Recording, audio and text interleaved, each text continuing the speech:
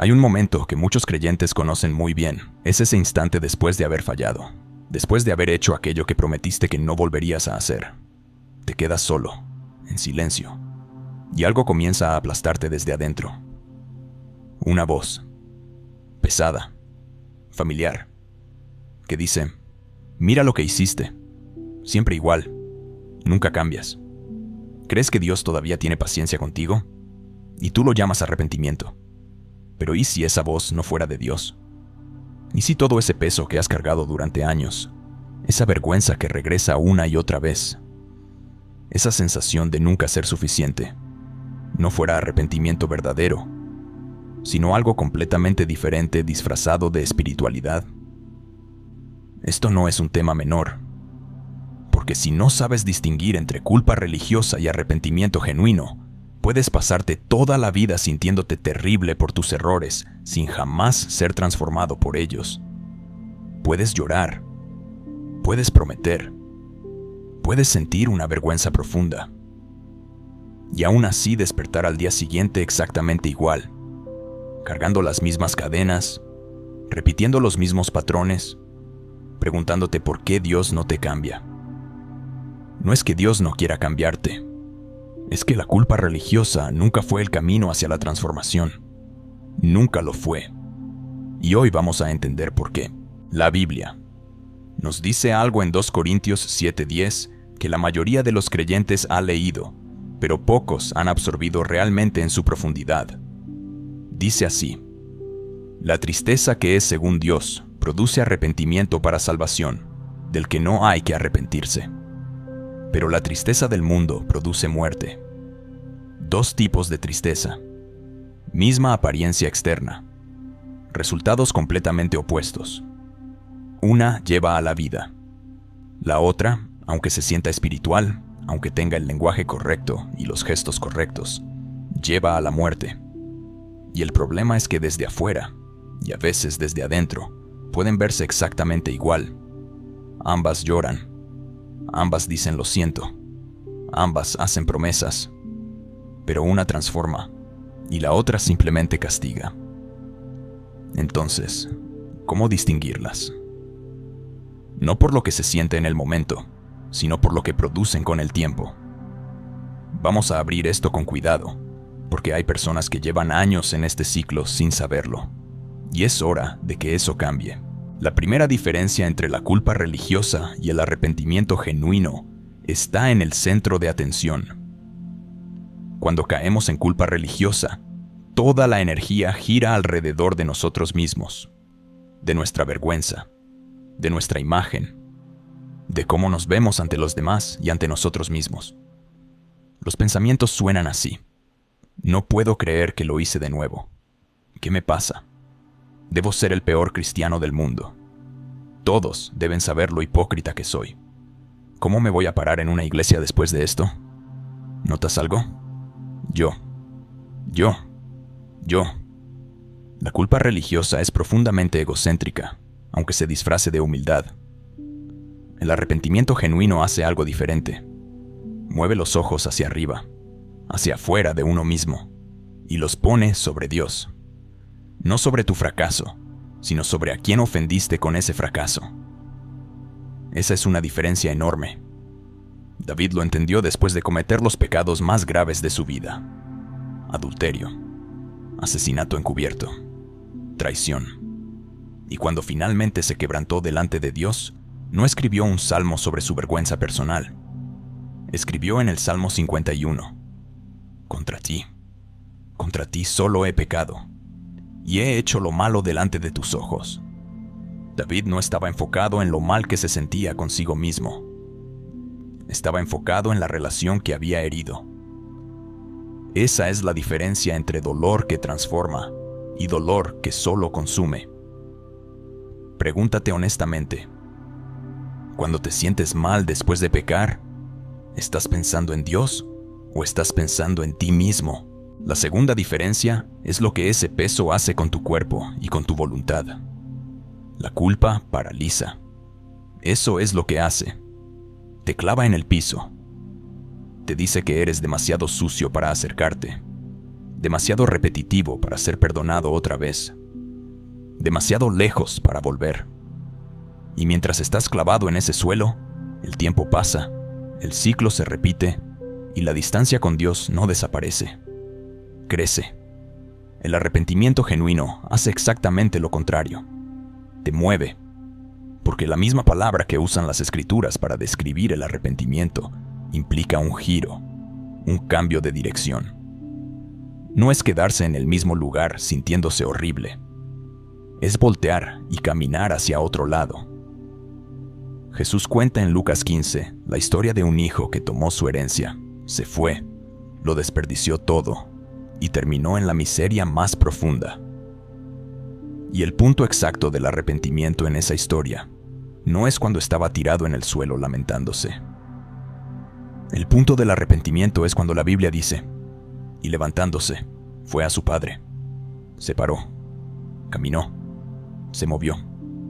La culpa se sienta en el lodo y sufre en silencio. El arrepentimiento se levanta y regresa a casa. Si llevas semanas, meses, años sintiéndote terrible por las mismas cosas sin moverte hacia Dios, lo que estás experimentando no es arrepentimiento.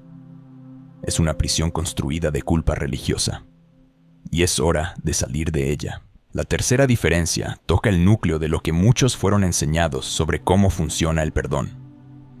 La culpa religiosa, sin decirlo explícitamente, enseña que tu sufrimiento es lo que merece el perdón.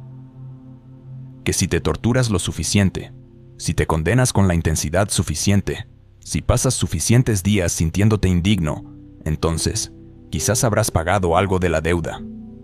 Y ese pensamiento, aunque nunca lo expreses en voz alta, vive en el fondo de muchos corazones creyentes.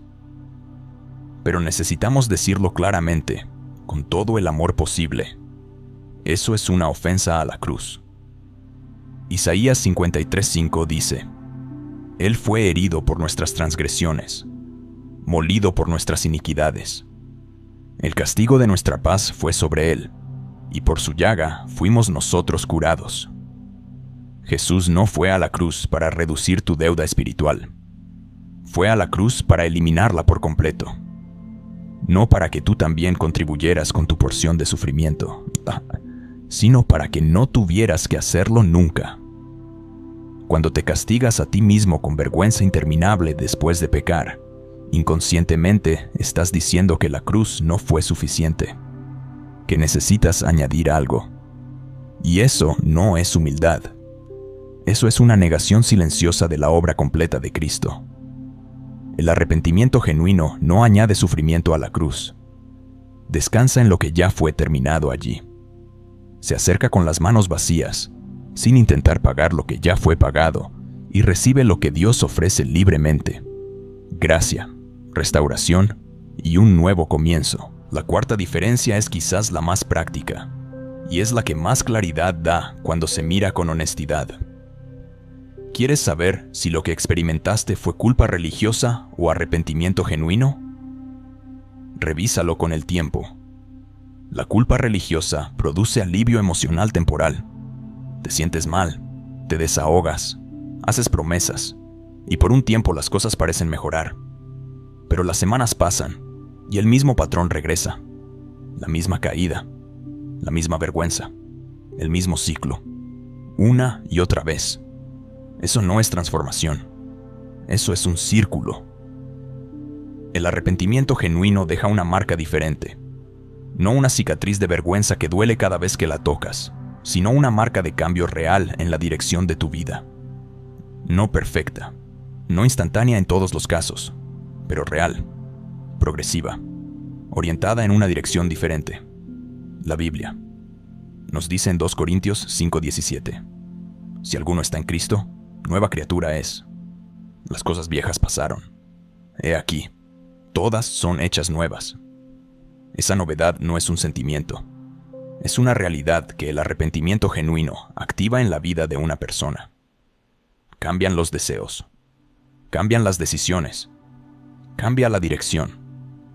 Y esa diferencia con el tiempo es la evidencia más clara de cuál de los dos estuvo presente. La quinta diferencia es la más profunda, porque habla de quién crees que es Dios en realidad.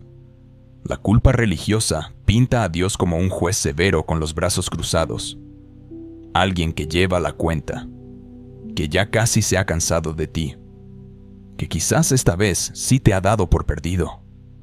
Y desde ese lugar de terror, te acercas a Él arrastrándote, esperando el mínimo de misericordia antes de que la paciencia divina se agote por completo.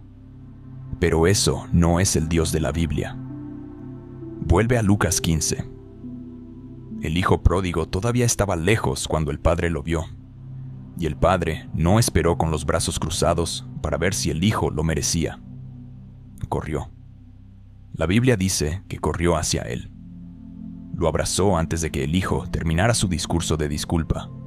Le puso ropa nueva, le puso un anillo en el dedo y mandó a celebrar. Eso no es la imagen de un Dios cansado. Eso es la imagen de un padre que ha estado mirando el camino con esperanza, esperando el momento en que tú decidas darte la vuelta.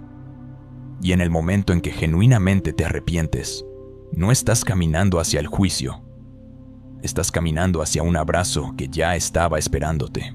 Ahora, con todo esto sobre la mesa, la pregunta natural es: ¿cómo se ve el arrepentimiento genuino en la práctica? ¿Cómo se hace? ¿Qué significa dejar atrás la culpa religiosa y entrar en algo real? No comienza con las palabras perfectas. Comienza con la honestidad más desnuda que puedas ofrecer. Acercarte a Dios no con un discurso preparado, sino con un corazón abierto que dice: aquí estoy. Sabes lo que hice. No tengo cómo pagarlo. Y no vengo a pagarlo. Vengo porque tú eres el único que puede cambiarme. Después viene el reconocimiento específico. No la confesión genérica de soy un pecador, sino el nombrarlo. Señor, hice esto. Dije aquello. Elegí lo de más allá. La especificidad no es para que Dios se entere. Ya lo sabe. Es para que tú salgas del lugar cómodo y vago de la culpa general y te pares frente a la realidad concreta de lo que necesita ser transformado. Luego viene lo que muchos saltan: la recepción plena del perdón. No solo pedirlo, sino recibirlo. Creer, en este momento, que lo que Cristo hizo en la cruz cubre completamente esto que acabas de confesar. No a medias. No provisionalmente. Completamente. Y que Dios, que es fiel y justo, ya lo limpió. Y finalmente, la petición de transformación. No solo perdón por el pasado, sino cambio real hacia el futuro. Señor, no quiero solo ser perdonado de esto. Quiero ser liberado de esto. Transforma mis deseos. Renueva mi mente.